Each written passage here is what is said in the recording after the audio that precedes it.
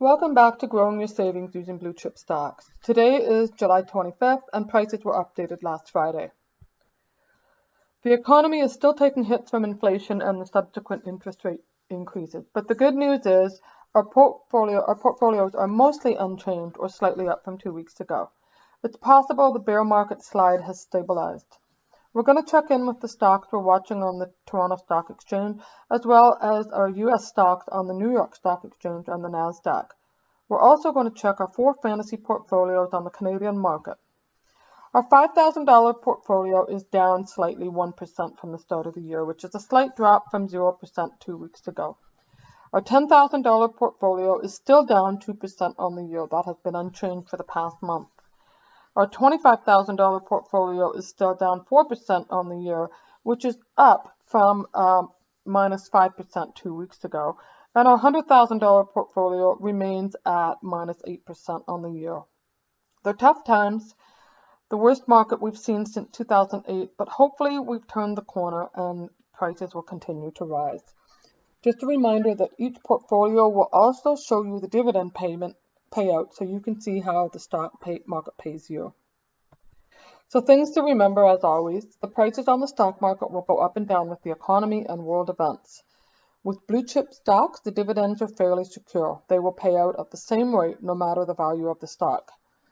Dividends can be used to buy more stock, and dividing your money evenly into each of the 5 sectors shown will create a stable portfolio. When one commodity goes down, the others tend to go up. And when the market takes a tumble, this is the time to buy. So obviously right now the market is down, has been down for most of the year. So this is definitely the time to buy. So either add cash or reinvest your dividends.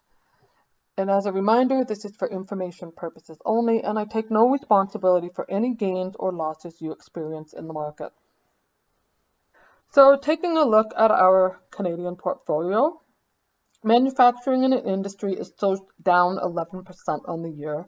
We have 3 companies that are in the green: CP Rail, CGI, and Thomson Reuters. Consumer goods and services, we still have 4 that are in the green, and we have an average loss of 5% on the year. Finance, still the hardest hit. We've taken losses everywhere with an average of 21%. These are actually very good companies to buy right now because the stock prices are very low compared to what they should be. Resources and commodities, still 7% gain on the year. The one that's not looking too good at the moment is tech. And in utilities, we are mostly in the green with a slight drop with BCE and TELUS. So our average for utilities is up 3% on the year. And the Canadian market, the ones that we're watching here, were down 8% on the year. So taking a look at the US market, we have a couple of notes to look at. Google recently split. Last Monday, they split 20 for 1.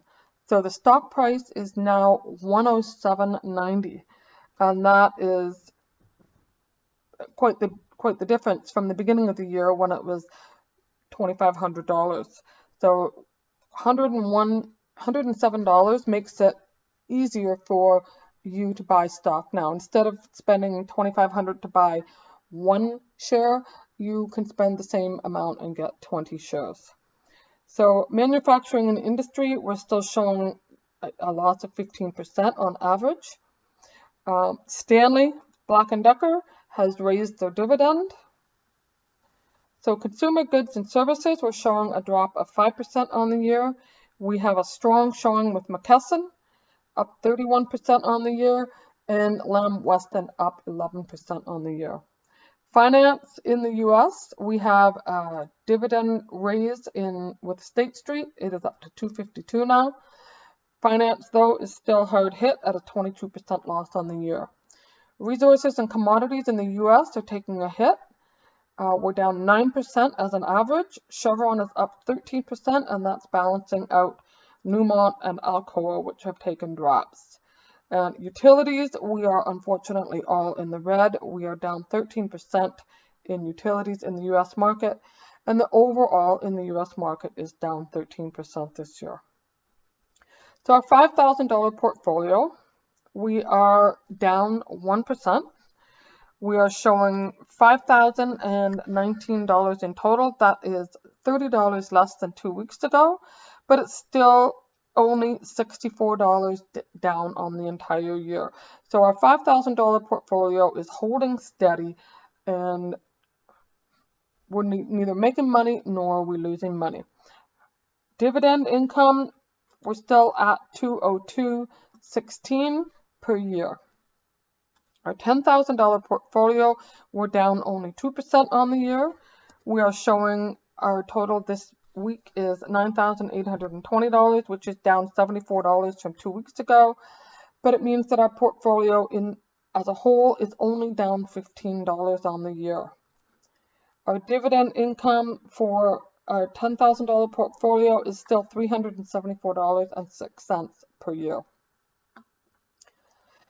This is where you're going to make money, though. If you take a look at the dividend payouts in July, the value of your dividend payouts in July are $374.06. We started the year at $336.74. So you've gained a little bit of income there. So our $25,000 portfolio, we are down 4% on the year. So we are showing a total of $23,904, which is a $72 gain from 2 weeks ago. And we are down $955 in total in the year.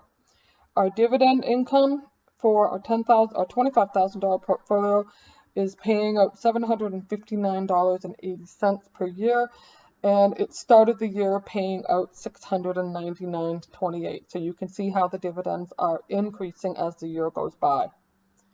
Our $100,000 portfolio, we're still down 8% on the year. We are showing a total of $91,762, which is a gain of $112 from 2 weeks ago, but we're still down $6,795 on the year. Our dividend income for our $10,000 portfolio is up